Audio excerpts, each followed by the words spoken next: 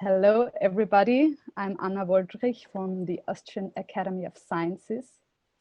And I'd like to point out before I introduce our moderator for today that we got as well a Twitter discussion going on under the hashtag Ignite Roundtable. So you can also have a look there.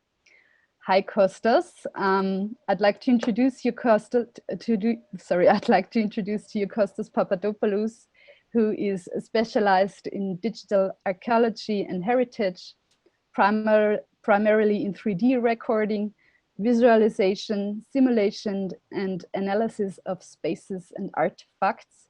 And currently he's an assistant professor in digital humanities and culture studies at Maastricht University in the Netherlands. Hi, Costas. Hello. Hello, Anna. Good afternoon, all. Many thanks for joining us for the third Ignite Roundtable.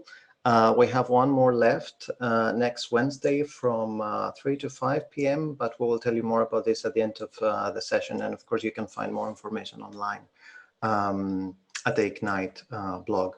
So for those of you who join us for the first time and are not familiar with the Ignite Roundtables, just a few words.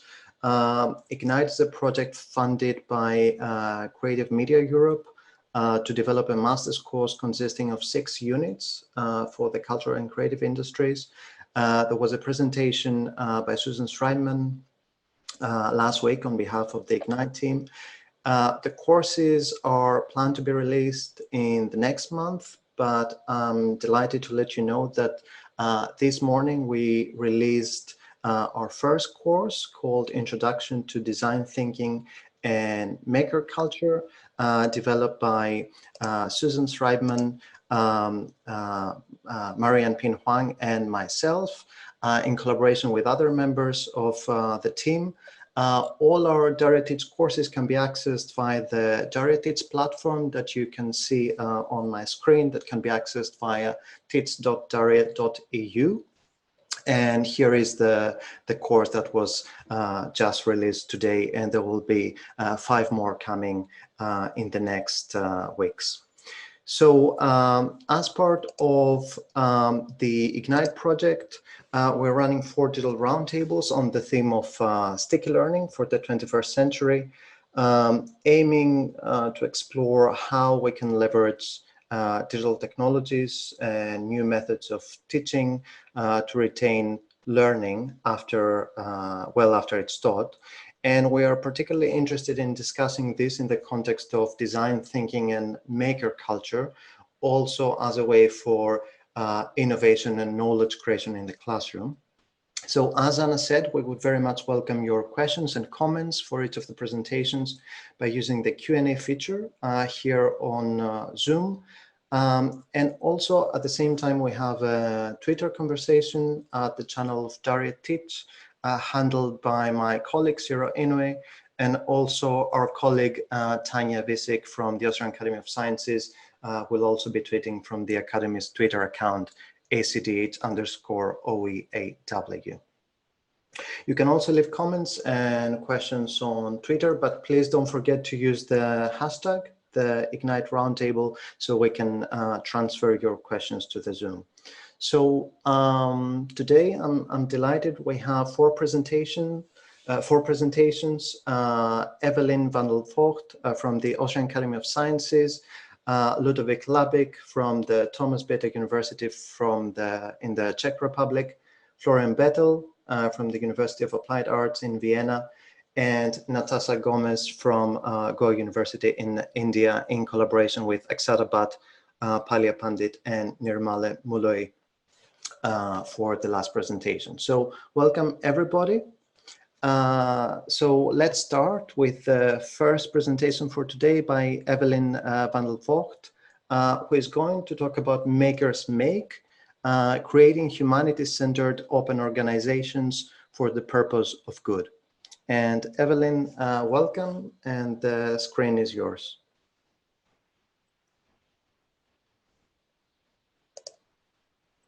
So first, I have to unmute Eveline. Okay. Sorry, do you hear me? Okay. Yeah. Yes. The just sharing the screen.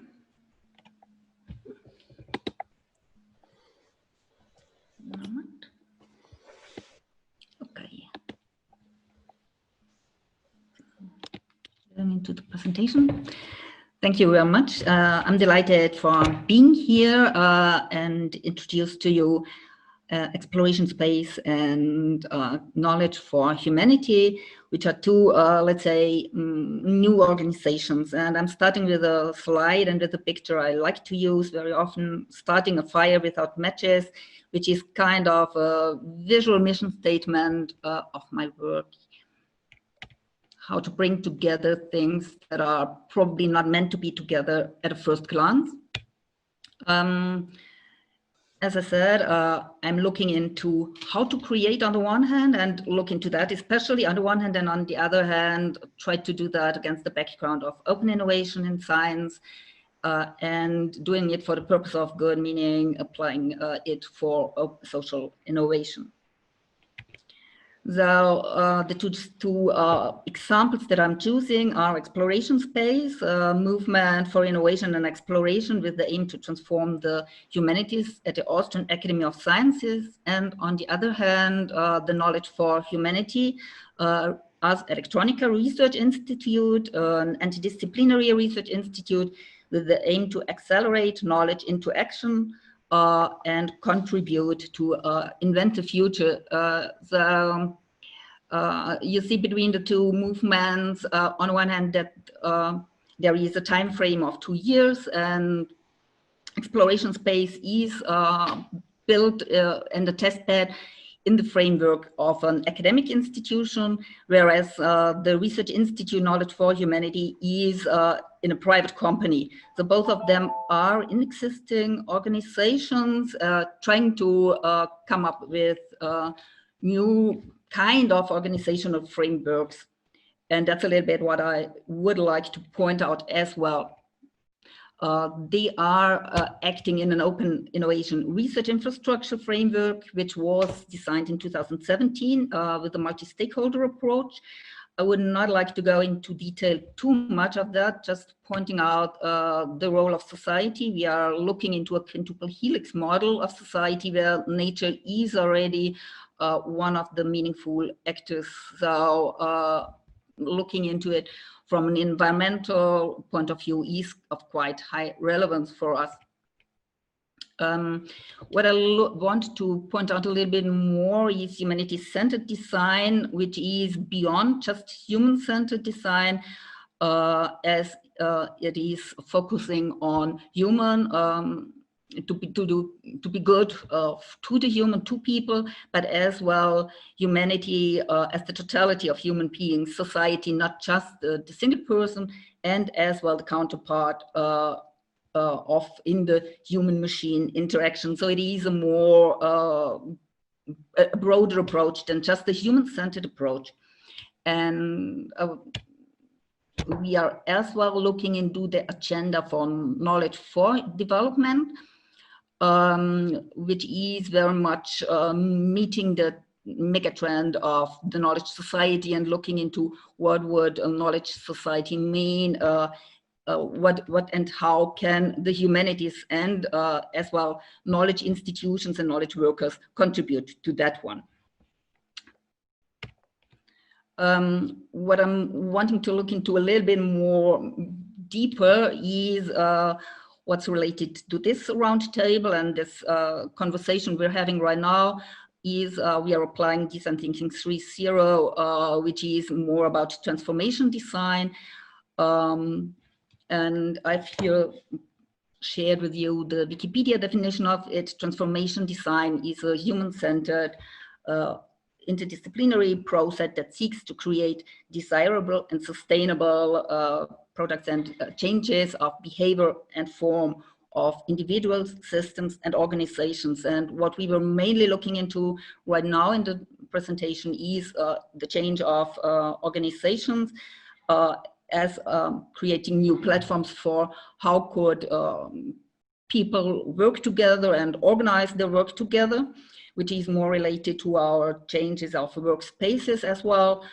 And if I'm connecting it with what we are doing in Knowledge for Humanity and as well exploration space, is that we are more looking in a humanity-centered approach, actually not just this human-centered approach, as I have tried to figure out as well, and looking beyond interdisciplinary approach, or rather in an antidisciplinary approach, which means we are very much looking in a challenge-based application of knowledge.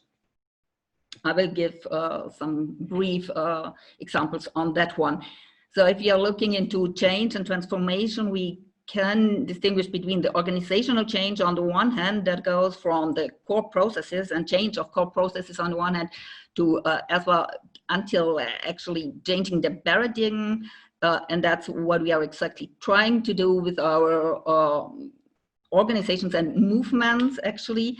And on the other hand, there is a social change that is related to that one, that has to be figured out, related to where the organizations are embedded and in what circumstances.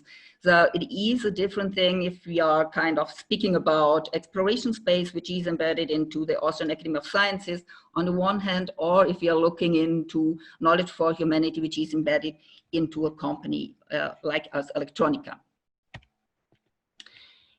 Finally, if I'm looking into the challenge-based innovation, as I have mentioned before, I mention it like applied humanities for the Sustainable Development Goals. So the Sustainable Development Goals are kind of a guidance for us to figure out the challenges that are of relevance. One of the first examples I want to give you is a Sustainable Development Goals knowledge graph, which is a value case in collaboration with the UN One Planet Network and small Austrian companies, the Knowledge Management Academy and the Semantic Web Company. These are two small Austrian companies, Vienna based, but acting globally. And what we are aiming to do is building a knowledge graph against the background of multi-stakeholder partnerships that allows to make accessible knowledge that institutions have on the one hand, that they already have with the UN One Planet Network, but as well connecting partners that are currently not in the framework, mainly partners from knowledge companies and knowledge carriers like academies, for example, or universities, and making it, making the knowledge at a first glance more and easier accessible. And the second example I want to give you is the biocultural diversity index, which we are building in collaboration with NAMSOR, which is a small French company as well, acting global, and apply this to analyze certain COVID-19 related data sets, for example, with Dario Rodriguero from MIT and MetaLab. So we are trying to make more accessible data and finding clusters that are available. Actually, both of these examples should show you, or should give you an idea as well, how we try to address our goals, how we are trying to apply knowledge that is, let's say, available in digital humanities frameworks and settings, which I'm actually as well embedded into, but as well making it applicable in more concrete and direct real-world contexts. This is, for example, a cartography of COVID-19 that we have built on the one hand on the biodiversity index and on biocultural diversity index on the one hand, and on the other hand, of data sets that we have worked with from ORCID.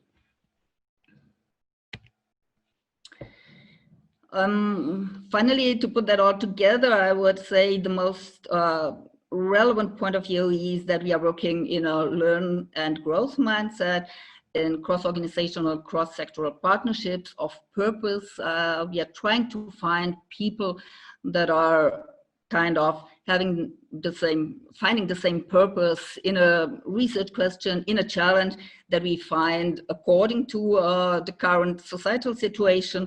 We are pushing ourselves towards the comfort zone, want to learn and want to grow and go together through a fear zone. And if we apply this to COVID-19 and the design, our growth within the crisis. Currently, actually, this can be applied, or this schema can be applied to the current situation quite well as well. And what we are trying to do is as well use our skills to service the ones in need. And in collaboration with the Center for Design of New Eastern University in the US, we are working together in the Design for Emergency collaboration to work, as I've mentioned before, on COVID-19 cases to figure out what could be of relevance, how could our knowledge be relevant to get through this crisis and learn from that for further,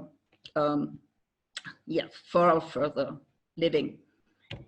So that's my contribution to the Roundtable. It is about knowledge for humanity and exploration space. We are an open movement, and I'm happy to get your questions, your feedback, and if you want to join us. Thank you very much.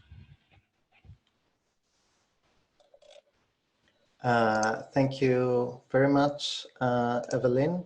That was great. Many thanks for your presentation. I think you very nicely emphasized also that due to the current situation, in a way, innovation moves forward. There are many experimental approaches, collaborations between fields, collaborations between researchers. And in a way, I think what you described, from the comfort zone to the growth zone, this follows one of the premises of design thinking: to generate ideas, test them, possibly fail, try again, as a source for new ideas and innovation. And what you emphasize, social innovation, with an emphasis on both the individuals and the society as a whole.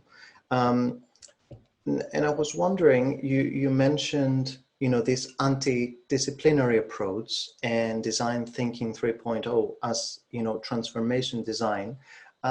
What is particular about these two approaches that we're very much used to talking about interdisciplinarity, talking about service design, human-centered design? What are the transformative elements? What is the impact that such approaches can have, for example, in the context of the current situation, the COVID-19 situation, which very often is presented as an opportunity? Is there a case where there could also be a negative impact if it feels more like a forced innovation or a forced adaptation? What's your thoughts on that? You mean the negative impact of the crisis, or the negative impact of a certain method you're applying?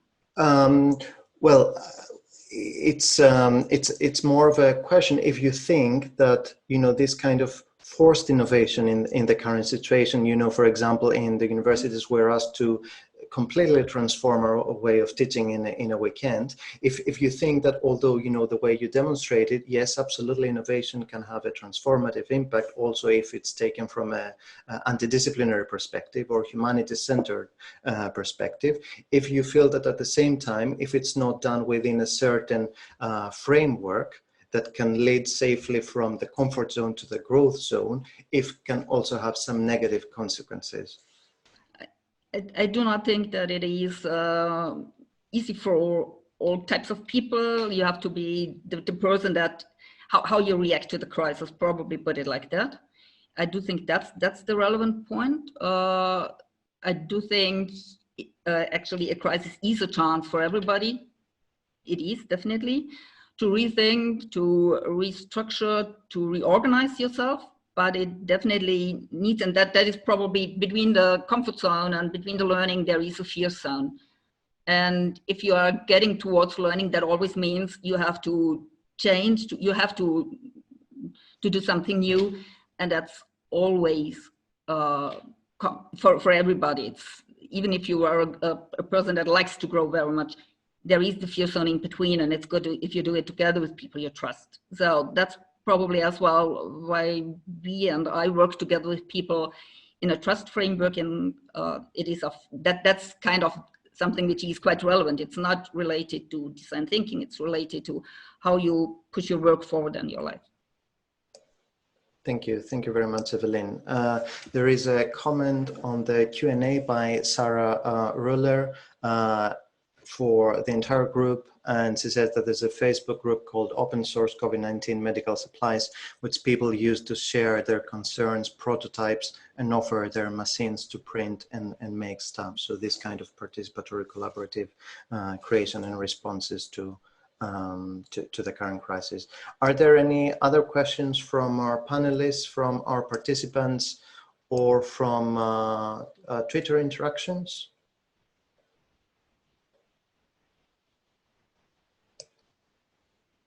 If not, we can move to the next presentation and then come back in the plenary to discuss also this in the broader context. Thank you very much, Eveline, again.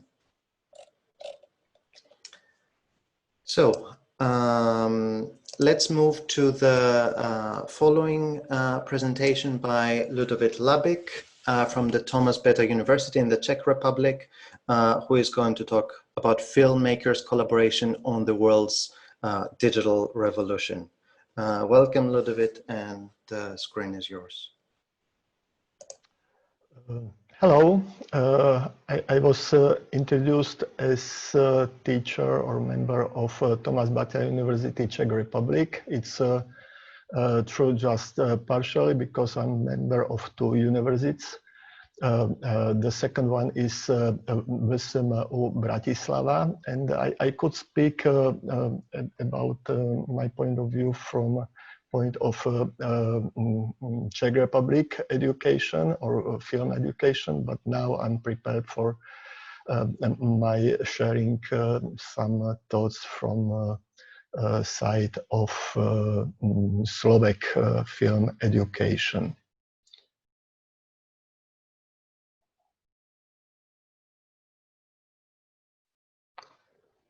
So I hope I share my presentation well now. I want to talk about my own admiration of new technologies, the heading attractiveness of new technologies and artificial intelligence. Project-based learning, active classrooms and student-centered classrooms are for our film school absolutely normal.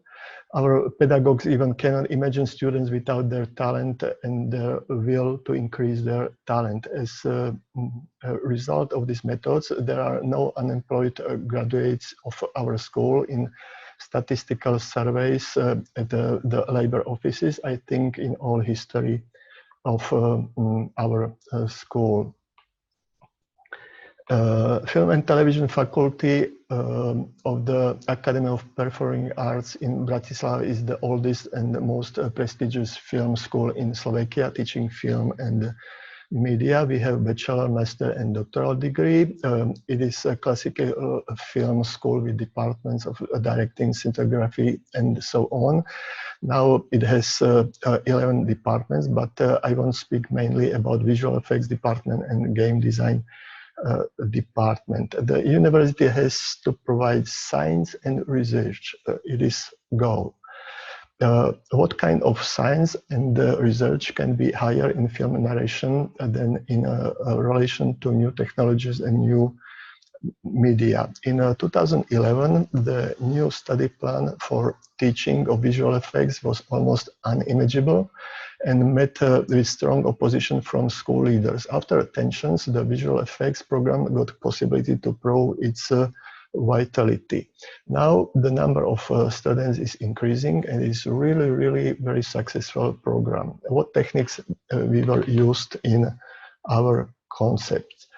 Students realize practical works from almost every school subject. Exercises must be presented and commented in two stages. First with the teacher of this subject and later in a public presentation in front of all classmates. This is an example of a working atmosphere from our students.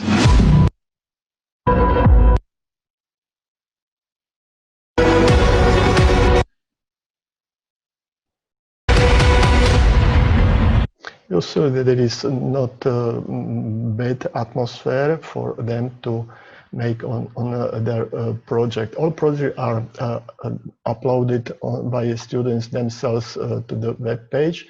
This makes this exercise accessible to all generations of visual effects students. Absolute transparency of excellent and average works has great influence on the motivation of starting generations. Web transparency is also in the entrance exams. Students create tutorials from the knowledge they have already acquired and thus influence future students. The fact that the new media and virtual reality is really knocking on our door can be convincing by short film made by virtual reality. A film in which Alejandro Iñárritu presented a drama based on real events. It blurs the boundaries between story and the viewer. He said, "Yes, we are standing in the face of a new art form whose language and visual grammar we are still attempting to understand." Just some atmosphere from a realization of this project.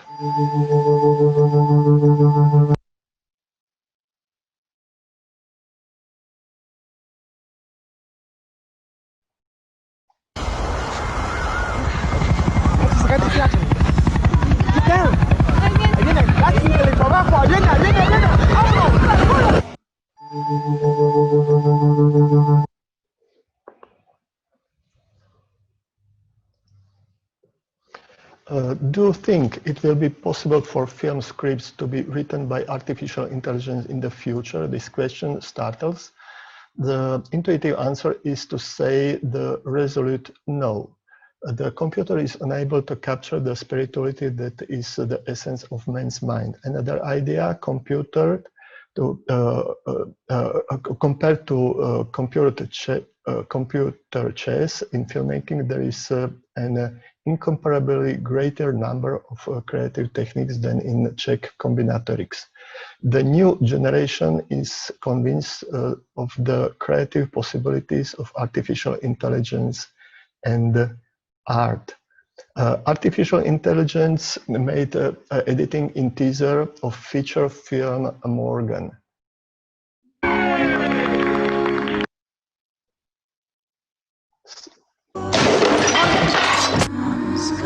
So it was an example of a computer who edited some project very well. Science fiction screenplay written by computer.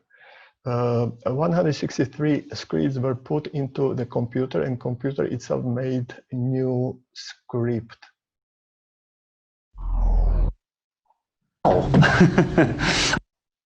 Be back on the table. Moment.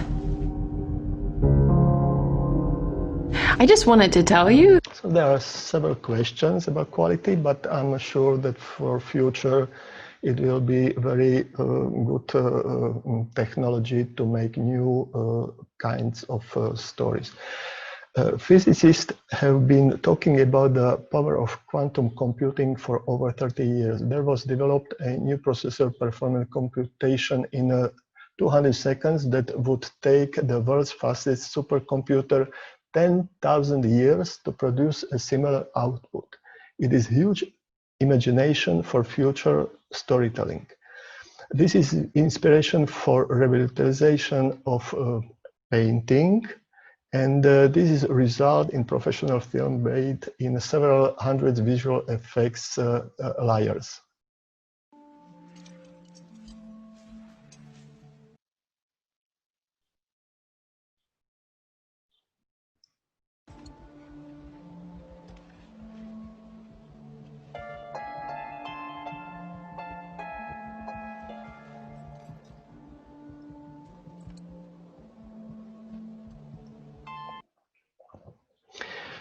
Just like reviving the motion in paintings, reviving photographs is a great visual effect.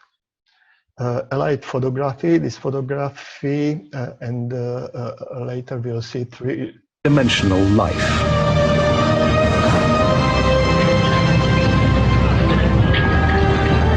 So in the beginning was photography, and later there is possible to make 3D visualization of this situation. Scanning as a future of cinematography, characters filmed in reality and transferred to digitalized environment. These are professional examples of film used with this technique. It is example of PhD practical work of our student focused on capturing a real acting event and its setting into virtual space, which was created by scanning of an existing historical castle.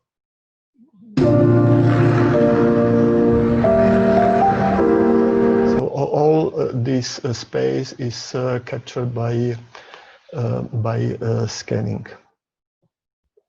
Like visual effects 11 years ago, game design has a lot of opponents now. The essential in game design is interactivity, and interactivity is something that we miss in film. Game design test of our student.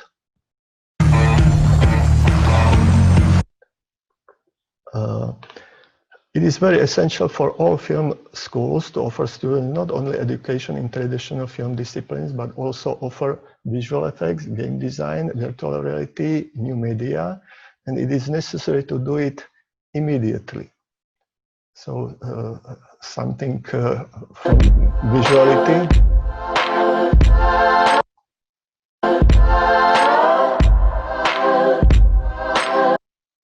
Okay. The scripture was created 5,000 years ago, and contemporary scholars were convinced that it was a devilish invention that is necessary to stop. Plato was one of the opponents. He said, addiction to the scripture spoils the characters. It is precondition for forgetting. It infects people with wrong thoughts. It is familiar for us, isn't it? The philosopher Erasmus of Rotterdam or René Descartes spoke out against the printed word too. Another quote, emergence of literature will stop communication between people. It is familiar for us, isn't it? It was similar with the invention of phone, television, computers, Facebook, computer games, artificial intelligence. All these inventions were described as emergence of addiction, distraction, weak character, as an inability mostly children to integrate into real life. I don't agree. Where would be humanity without scripture today? Where would be humanity without artificial intelligence in future? We need to motivate our students with new technologies and with new vision of possibilities of artificial intelligence, and during their studies, let them create their own projects in sense of meaning of concept, student-centered classrooms. So that's all what I wanted to share. Thank you very much, Ludovit, for your presentation. I think you touched upon quite a few issues that are interesting in discussing in this context. I'll see first if there are any questions from the panelists or from the Q&A, and if not, I will ask you a couple of questions. Nothing so far. So you talked about visual effects, animation, game design in the context of the Czech Republic and Slovakia.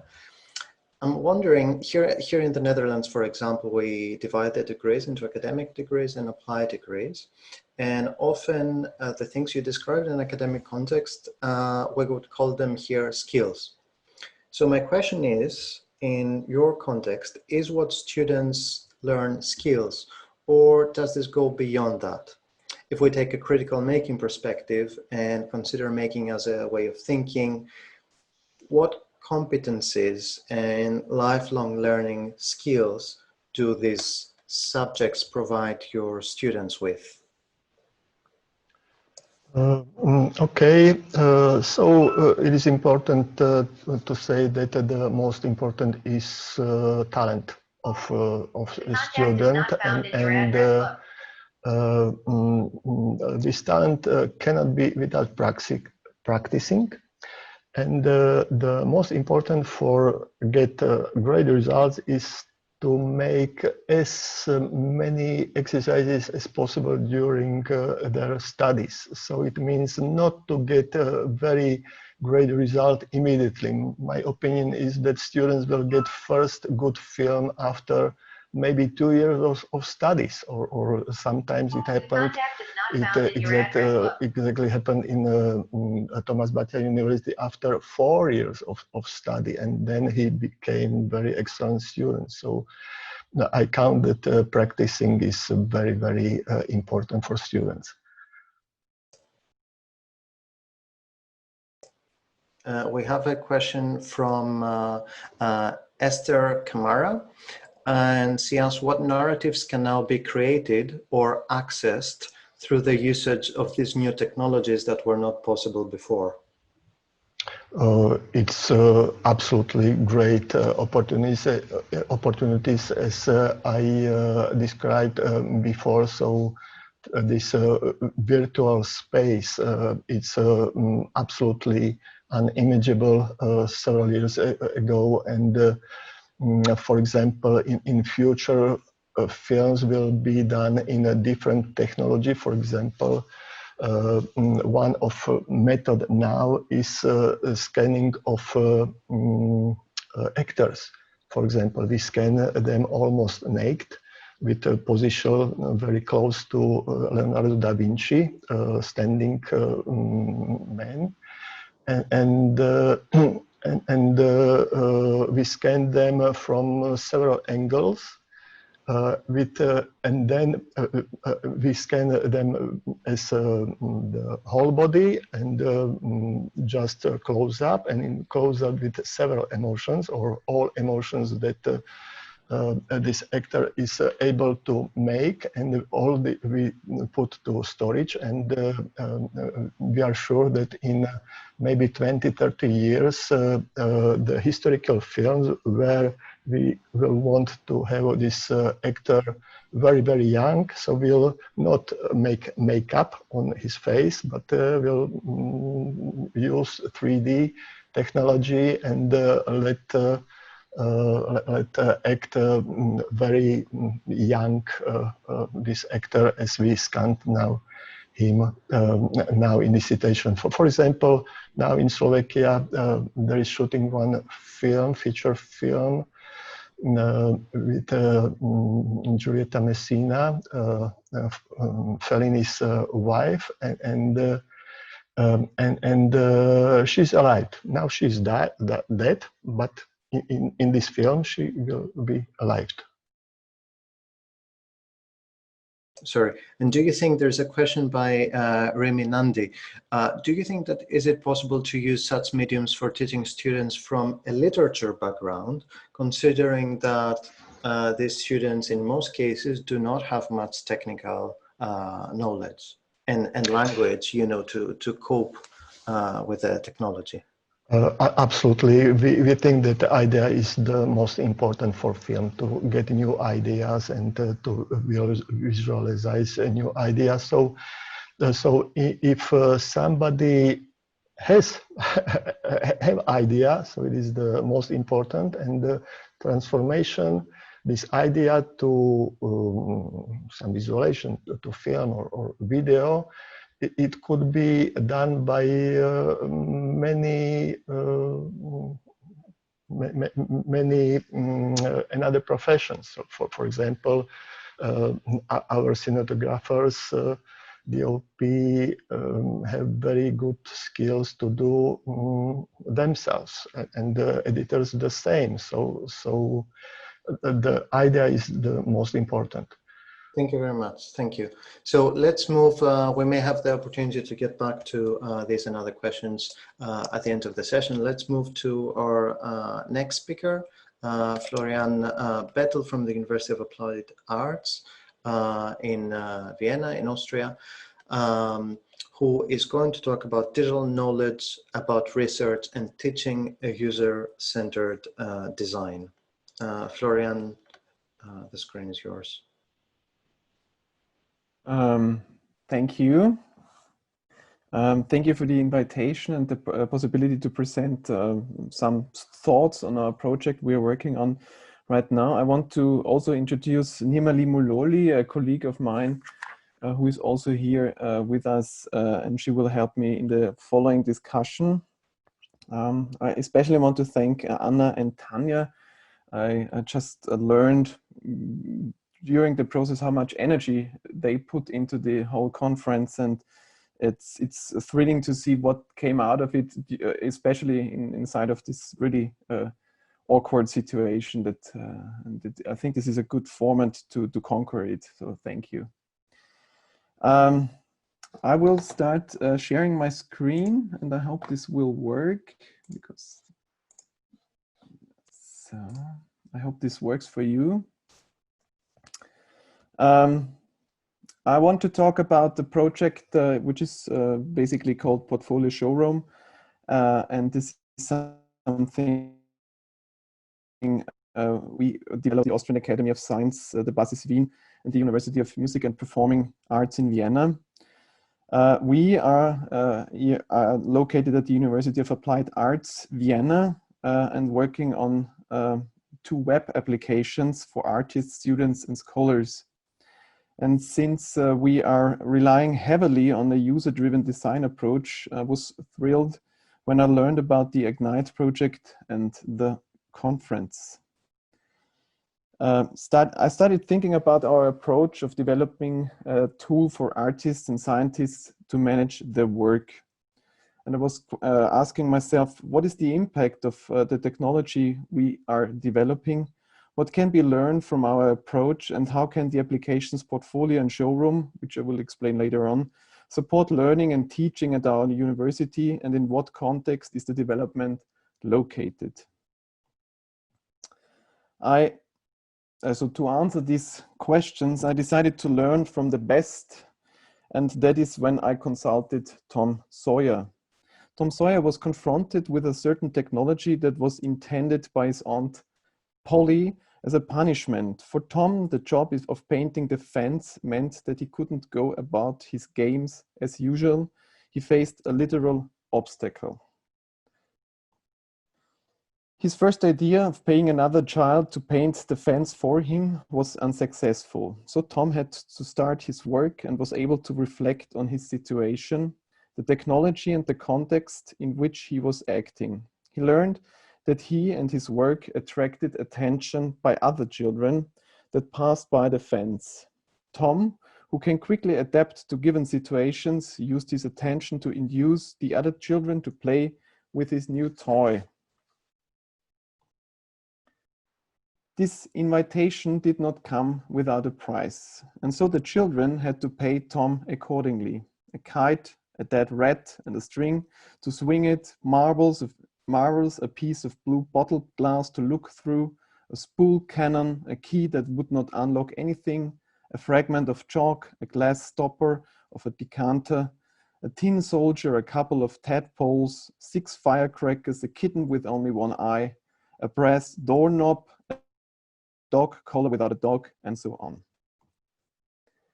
Tom had managed to turn an unpopular work and confrontation with a technology that was more an obstacle than a support into a business model. The difference between play and work, according to Mark Twain's polemic punchline, lies in what you do under duress and what happens without, ideally by even paying for it. This is the thought I want to use for the upcoming presentation of what we are doing and in which context we are located in. So Mark Twain's simple analysis gave me an idea of taking a closer look at the systems that we currently use to record at our university. And this is what basically called is a current research information system. So what you see here on the screen is one example. It's one of the major, or the 2 major current research information systems on the market. It's called Symplectic. Maybe some of you know it, and it's by the huge publishing house Holzbrink, located in Germany, which is also owning Nature, the journal Nature. So what you see here is something which you might be familiar with. So you are looking at your work, which is stored in the Web of Science, and it is pushed forward to you so that you review all the things the system finds for you, and you can work on the data which you receive and improve the stored data. So if I follow Mark Twain's polemic, then the new business model by the publishing houses is something which they were confronted with when the digitization asked them to improve the data online. So they turned this obstacle into a business model and asked the scholars to work on this data and even pay for it. This is also something which I'm constantly thinking about, and this is also something scholars are working on right now, is what we generally knew or understand as the metrics. So this is for one example by Stefan Mau, who published recently a book on how business models from the economy are influencing the way we work at the university, and we are confronted with these new metrics. So this is basically the context where we are programming our two web applications. So we're talking about a market which is called current research information systems. We're talking about metrics, and then we are talking about something like in the economy is known as neoliberalism. And we're talking about competition and monitoring this competition. So this is where we started to use our approach, which is a user-driven approach, and we decided to work on a current research information system which might work differently. And this is when we started to ask artists and scientists at our university, which is an art university, what might be the application they need. So this is when we started to collect user stories, and we came up with two applications. One is called Portfolio, which is completely private, and the other one is Showroom, where you can push your data and publish it. Portfolio is to record, publish, and manage your own work, your oeuvre. This might be artistic works, publications, video, and so on. And it's open for employees, students, and graduates. As I already mentioned, it's a user-centered design approach. We are using many different user stories. We also heavily test the systems with focus groups. It's open source, and it's free to use for any other university. The user experience is based on the stories we get and also on the systems the scholars and people at our university are using at the moment. And we're trying to use the latest technology, video streaming, responsive web design, and safety first in all we do. So the data is stored only on servers at our university, and it's not pushed into the cloud. This is basically the design we came up with. So we also can store different media files, which is very important for us as we are an art university. So you can store video, etc. And also very important for us is the language we use. So we tried to go back to for example, to the descriptions artists would use for their own work, and we came up with a new taxonomy, which is also published online, and you can find on our service. And we tried to use the language people would normally describe the work with. Yeah, what we are talking about basically is the oeuvre, the work, and its context. So this means conferences, awards, exhibitions would be the context, and then there's the artistic or scientific work, like for example in sculpture, and there would be a digital image of this sculpture in on portfolio or on showroom. How you can record your work. This is the user interface design. It has to be intuitive, multilingual, responsive web design, so you can use it on different devices. You can use autocomplete and import data. You can organize your work. So we're talking about different multimedia files, signatures, and collaborative working together. And you can publish it to the other web application. It's called Showroom, which will look something like this. And this is also this is a screen we only recently came up with after discussing it with a focus group, also consisting of scholars and artists and students. And so we try to narrow down the features and ask them what really is important for them. And there are many details we could discuss in details later on. So this is basically what I wanted to present to you as a very short introduction. Maybe we can speak a bit more in the discussion about it.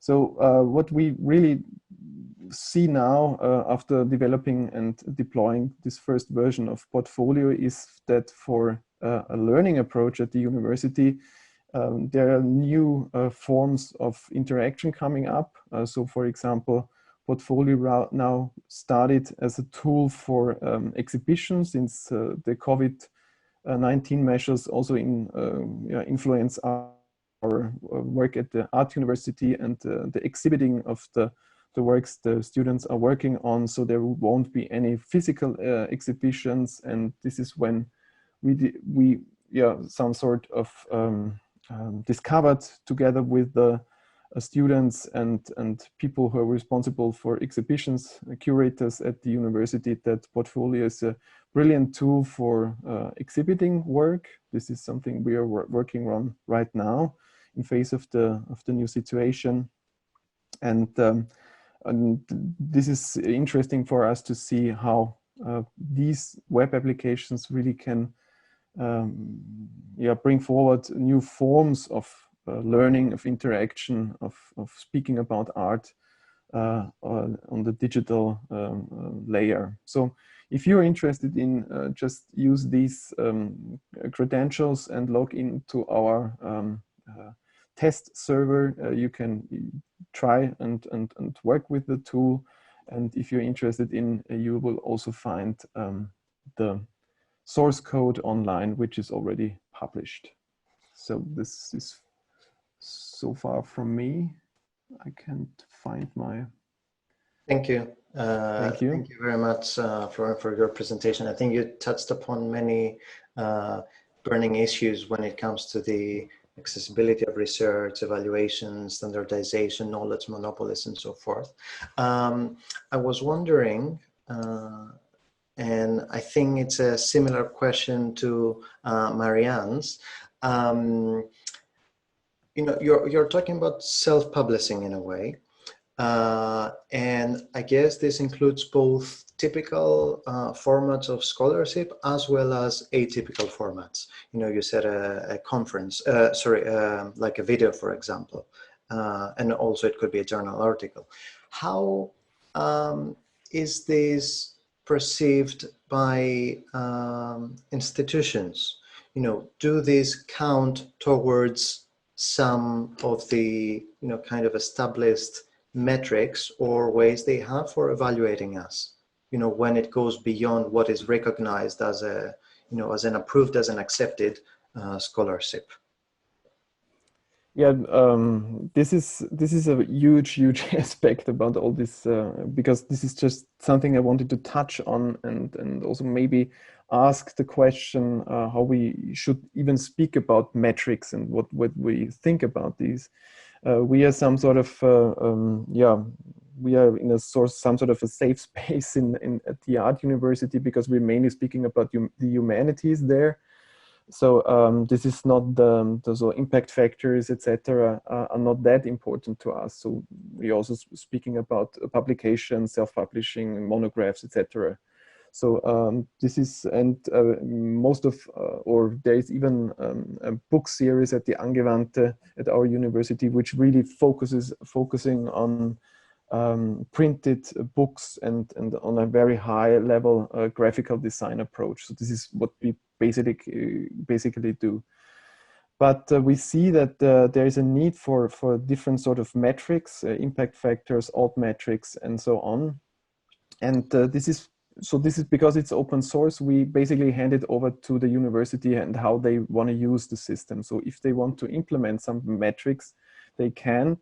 But we wouldn't push forward these metrics, especially because it's not in our user stories. So this is also because we started by asking the people who are going to use these systems what they would need, and this is not something they came up with it. So there's for example, there's a need to manage your work by asking when you lend a painting to a certain gallery for an exhibition, you want to know to which gallery you rented your work.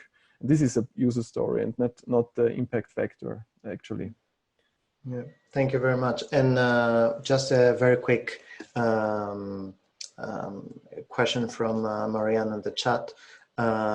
She asks if you are aware of other universities, art academies or applied universities interested in using the application so far. Yeah, they are. For example, at the moment, the Mozarteum in Salzburg is testing the system. One of our partners is the University of Music and Performing Arts in Vienna. And there is even the University of Heidelberg, which is testing the system at the moment. So we are quite lucky, and we are trying to get the message out that the system is there. I mean, we are a very tiny player in this game. As you can see, there is, what I forget to mention is Elsevier. So you have Holzbrink and you have Elsevier with their pure system. So yeah, this is no comparison between us and them, but it might be an alternative to these huge systems and to this Tom Sawyer's business model. This is just a thought to give or to hand on to you. Thank you very much, and I'm sure we'll get back to this during the discussion.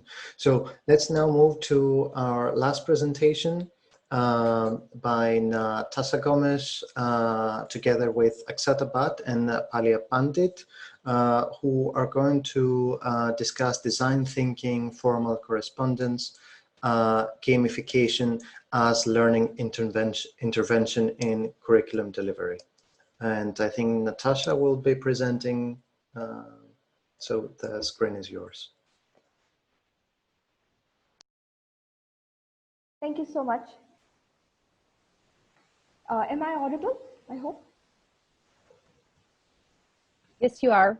Yes, thank you. Formal correspondence is an integral component in various domains.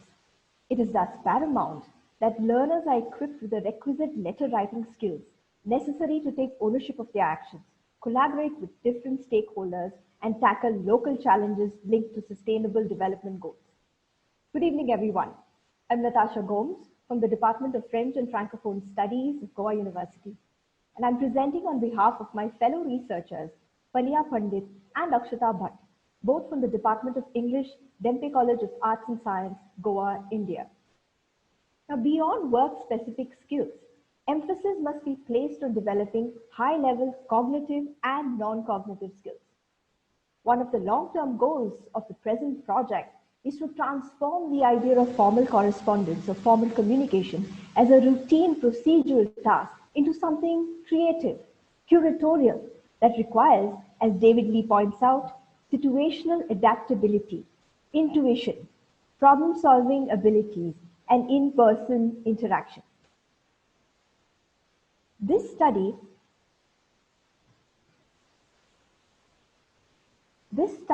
initiates gamification as an intervention to facilitate immersive learning in formal correspondence. Today's presentation will first delineate the context of higher education in India and define a few pedagogical problems. The process employed will be outlined, and the presentation will conclude with the future scope related to digitization and access. It is imperative for us to understand the academic context that promoted the researchers to design the prototype that would complement the corresponding curriculum component. English is studied as a second language in India, and therefore there are quite a few challenges encountered in written and formal correspondence, not just in primary and secondary education, but also in higher education. The target group comprised of learners in Goa who are undergraduates, aged 18 to 20 years, and they are moving towards autonomy. This group also includes first-generation learners and international students.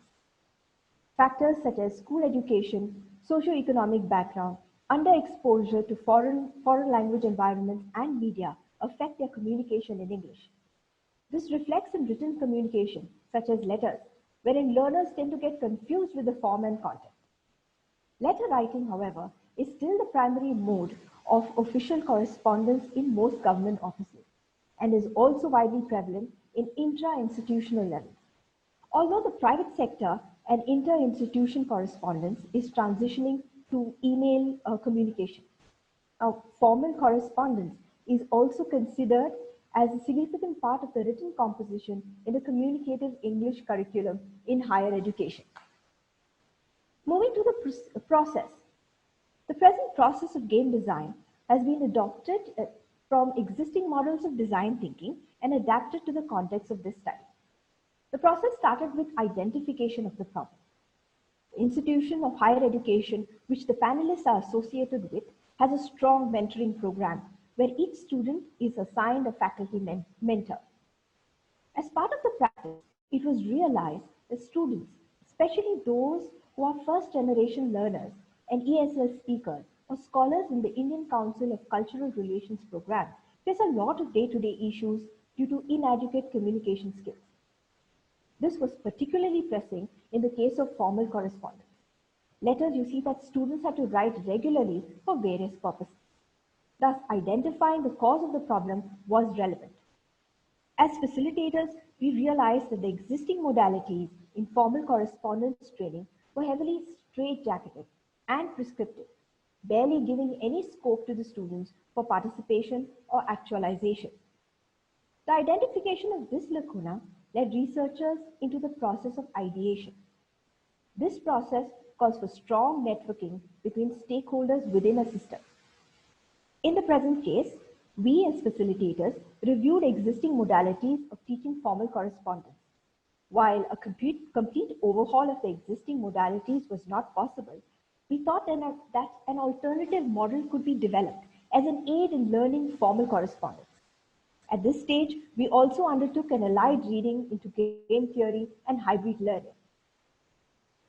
Iteration was perhaps the most important part of this entire process. As part of our reading, we realized that we had to design something that would acquaint learners with all the essential rubrics of formal correspondence, create simulations of real-life situations, and enable them to critically think and respond rather than passively follow rules by rote. The game design that we created was iterated in the form of a paper and play-tested with participants of a design thinking workshop. Improvisation is a cogent collaterate of the iterative process. In multiple playtests, we realized that the prototype had to undergo several modifications, especially to suit the context of the study. In fact, we received good feedback about the need to bring the element of cultural sensitivity into sharper focus at this stage. This process readied us for the final step of implementation.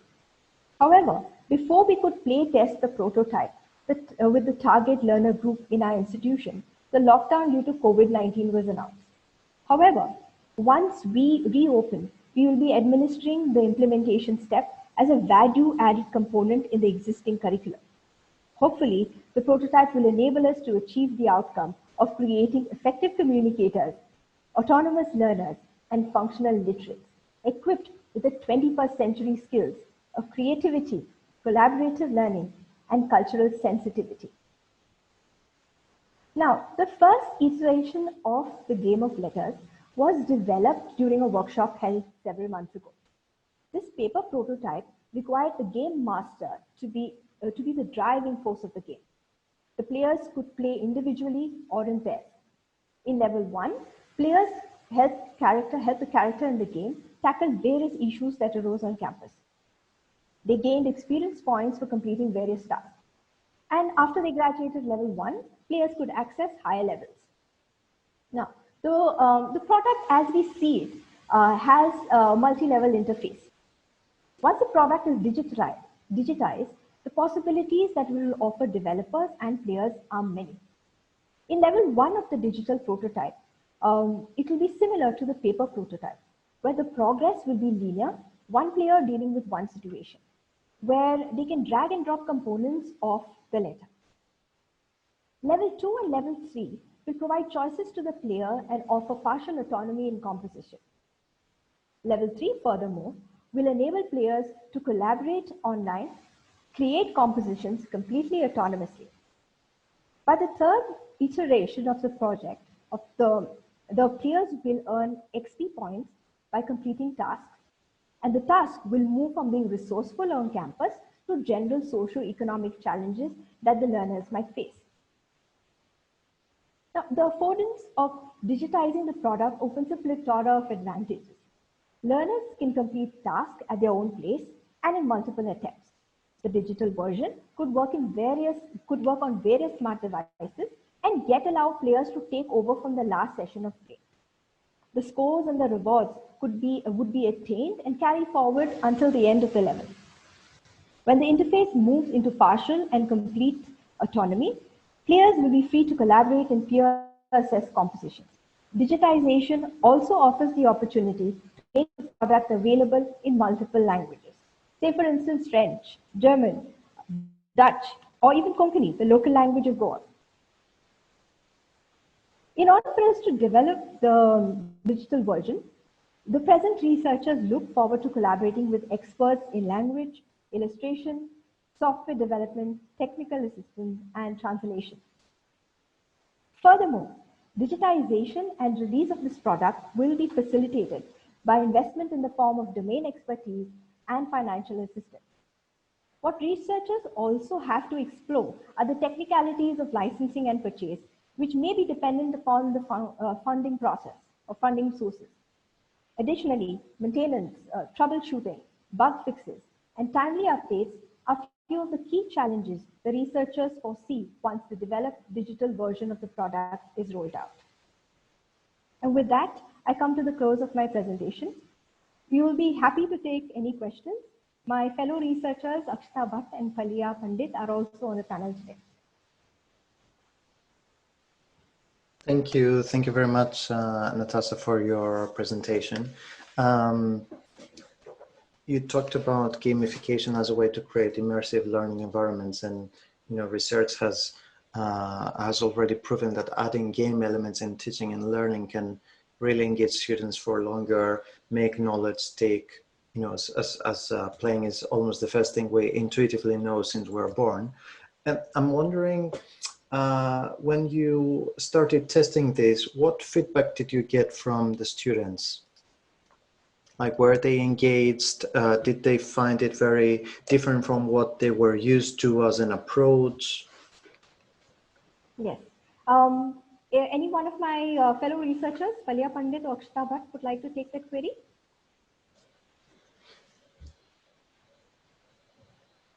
Yes, Palia.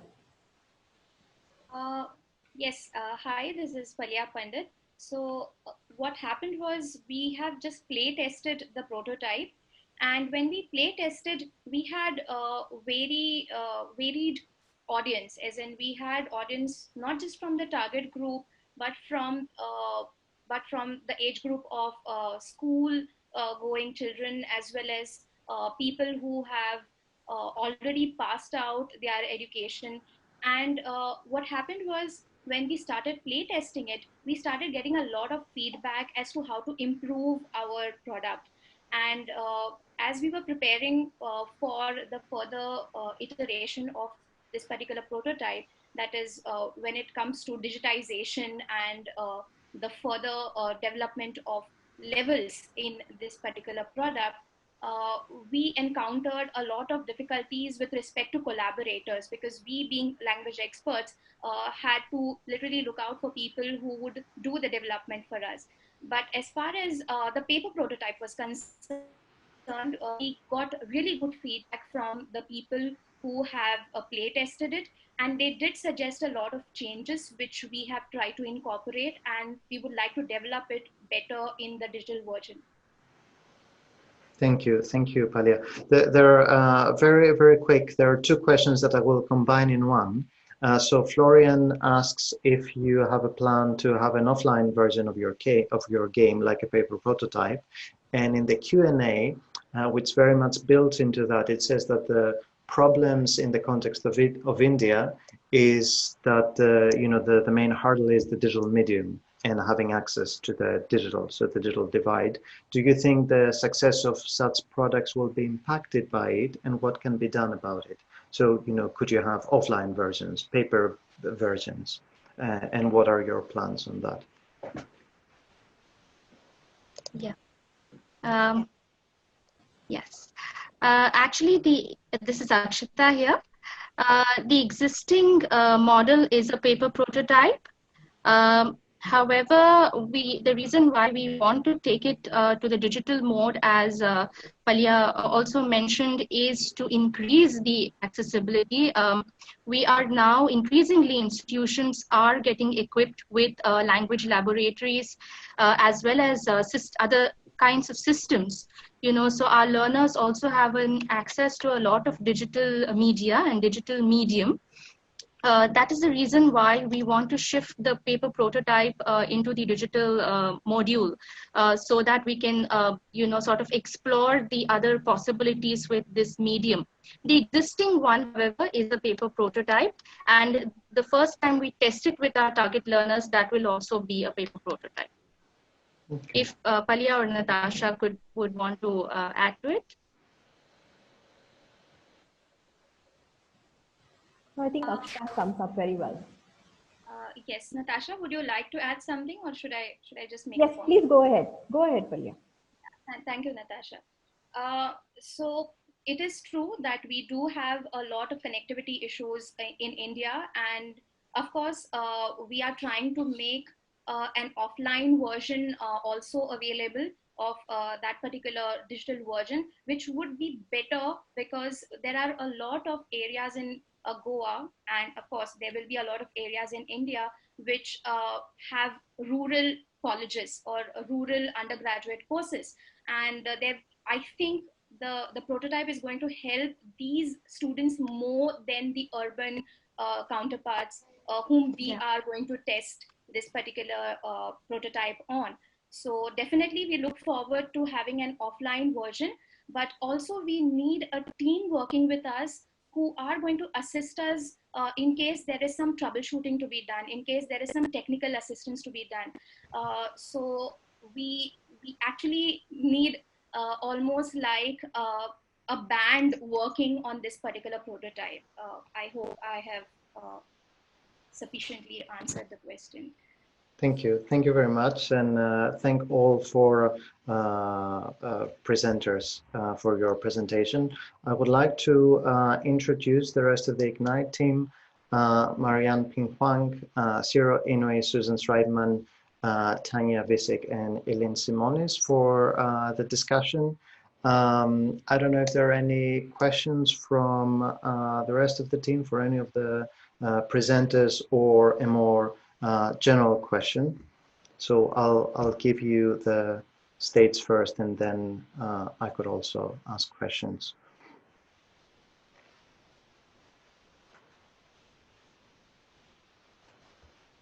Yes, Eveline. I do not have a question. Actually, I do have a comment. On the one hand, regarding teaching, I was not focusing on teaching too much in my presentation. We are running several interactions usually. That's our way to teach and to interact with people. Usually we do that face-to-face in a more analog way. Currently we are going towards that in a more virtual way as well. And in doing so, we are offering as well a webinar or an interaction series, I would say, with which is dealing with exponential science, and which actually meets quite well the mindset that stands behind what I would call transformation design. And it is a series of webinar of 2 workshops and an unconference in the end, which is in the beginning of May. And further, I wanted to say there are, coming back to the question of COVID data sets and Facebook group, there is a Facebook group, but there is as well a lot of platforms that are trying to collect data or connect people that are, let's say, from a certain area of work and discipline. For example, as I have mentioned, Design for Emergency, which is just one of these opportunities. There are further data collections on the Open Citations platform on GitHub or on the Open Data Institute, and very many others where you could contribute on the one hand, or on the other, take data and build and connect with your expertise. Thank you, Eveline, for your comment. Are there any questions from Marianne? Yes. Yeah, I was thinking when Florian was giving his presentation, I was actually thinking about Eveline's highlighting the interdisciplinary approach, and you're working really across not just disciplines but sectors. Whether something like what Florian is doing would be a great tool, platform to share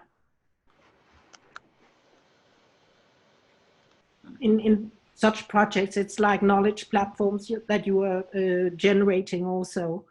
Yeah, definitely. So we are looking into collaborating with artists quite a lot, and that was actually a question I was missing myself. I was wondering how much artists are making use of the platform to, for building their own portfolio. Because for the students, it would not be, let's say, put it like that, it's not the relevant point of view to get through the university. The relevant point is build a strong personality and profile, and can they use the platform for building their profiling. And I do think that that would be quite relevant for making use of it in a, let's say, just disciplinary universitarian way, which I consider relevant. But for sure it would be relevant to look into that, and I would be quite happy to do so. Definitely. Thank you. Susan? Oh yeah, I had a question, and it's to really any of the panelists, and it has to do with the theme of the conference, sticky learning. So you've presented innovative, creative ways of teaching, and I'll use that maybe with a big T. And I wondered if you could speak to how that maybe impacts the students' learning. Like, do you find the way that you're developing these new kind of protocols, games, methods, allows the students to retain and go away with more than teaching in a more conventional way? It's for any of the panelists. I would like to try to answer this. I see myself here as a student, so this is why I also try to think about in this Tom Sawyer perspective, so that while we are doing and creating this new web application, we are constantly learning by using this to working with the designers. We have a very interesting design agency who are also alumni of the Angewandte, and we are working and learning together with the scholars, the artists who are using our system in all the discussion we have, and looking at the wireframes we develop for the software developers. So this is our process of if you wish, sticky learning, like Tom Sawyer is sticky learning with his paint on the fence in a literal way. And the other perspective is now that the students are starting with to work with this tool, not necessarily during their courses, but as an outcome and a way of presenting the outcomes to, for example, a jury. We have the Victor Adelmüller stipend, and this is now the format where they can apply for this stipend. And these are the new ways we come up with, and we're constantly evaluating them and trying to improve portfolio as well as showroom. Maybe Nirmali want to say something about this as well, since she was working on the wireframes for personal view at the moment. Yeah, sure. I think this antidisciplinary idea definitely speaks to the way that we work. It's definitely a don't fight the system, just change the rules kind of approach to a solution.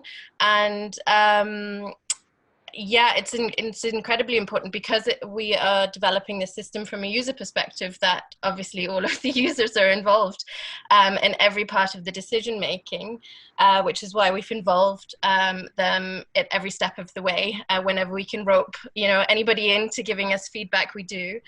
In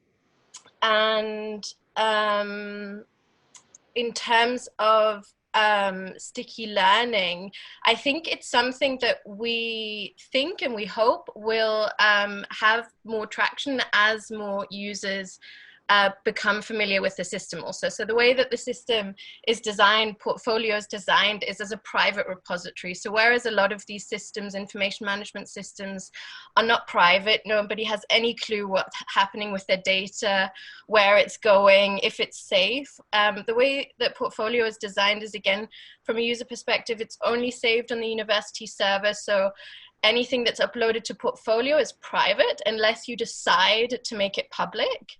And you can, if you delete it, it's really gone. And so all of these elements, I think when people realize the benefit of that and how different that is to every other system, will probably have hopefully positive responses to that. And the idea is that it works not just as a tool for the institution, but rather for the user. So, if you have an upcoming exhibition, you can upload the flyers, always have these pieces of paper flying about, whether it's catalogs, flyers, posters, whatever. And there's no centralized platform that artists have that can manage that information. And that's what Portfolio is also designed to do. And I think having all of that information in one place, and then having a mechanism through which you have complete control of what you show, how you show it, and when you show it. There's also different layers, like if you upload an image, for example, of your work, you can add licenses to it. So when you upload it and make it public, you can say this is copyrighted or this is on Creative Commons. So all of these protective layers for our students are on there. And I think it's, it's part of the learning process, hopefully, to take back control of our work in that way, because we've kind of given up so much of that control through the use of these systems. So we really hope that I think will develop over time as well, that kind of sense of what these systems actually bring, and an awareness of how little control we have of our data using the other systems.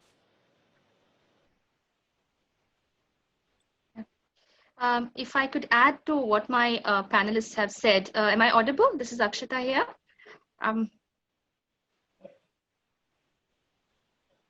Yes, please continue.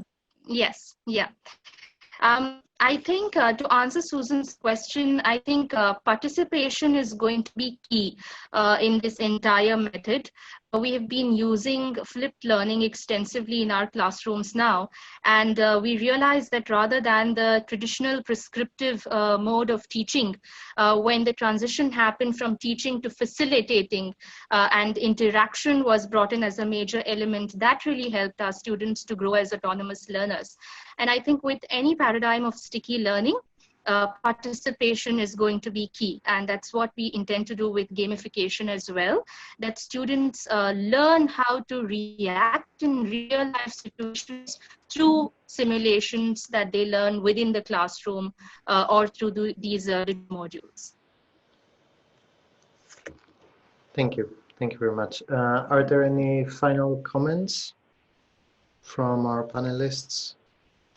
I want to say something about sticky learning. So in a practice on art school, the motivation of student is the most important thing. And if we have this type of student, so we can accept very often very special mentality of the student. And I met several students with autism, so they really don't react well on some studying program, and then you must to make very special relationship to him and to let him motivate himself, and everything is okay in case if some kind of student will show results. If not, then you must to make some decision. So the highest level is motivation for students. Thank you. Thank you very much. And with that note, I think we should gradually close down. I would like to thank all our panelists and presenters, all our attendees for the questions in the lively discussion. Thanks to Ciro and Tanya for handling the Twitter channels as well. And I will hand over to Anna, who will very briefly talk about the following session. Thank you everybody for joining. We still got 23 visitors without a support. Thank you for pushing through, although we went over time. I'd like to point you out to our next session, which will take part on the 29th of April. We will welcome Peter Knobloch from Vienna, Vladimir Aleksic from the Czech Republic, Esther Aminata Kamara from the Netherlands, Stefania Sava from India, Chiara Zuani from Austria, and Nimra Siad from Canada. So I hope you will tune in next time.